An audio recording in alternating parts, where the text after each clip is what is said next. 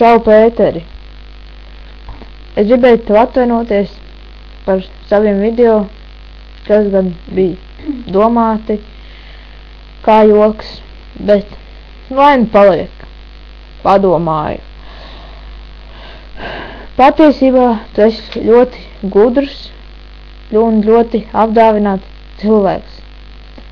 Tu varētu būt gājis pat augstskolā vai tehnikumā, vai arī dabūt budžeta vietu, kur tu dabūtu 100 vai pat 1000 eiro vai latu stipendijas, vai pat latu uzreiz uz rokas.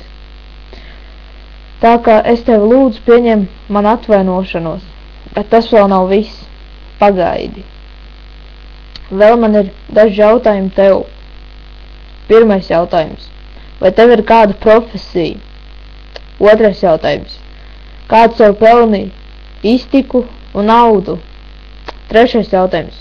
Vai tev ir daudz draugu un radinieki? Ceturtais jautājums. Vai tev ir Skype? Ja tev ir Skype, tad atsūti man pa privāto meseģu un atbildi uz šiem visiem jautājumiem savā nākošajā video un pasaku visiem, kad viņš ir atvainojies un tā kā es tev varu atļaut tā kā es tev varētu uzspiest subscribe, lai tev būtu daudz subscriberi.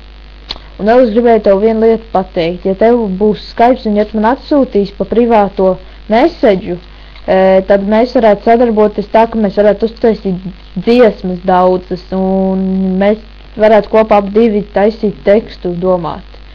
Tā kā davājiet tā. Pēteri.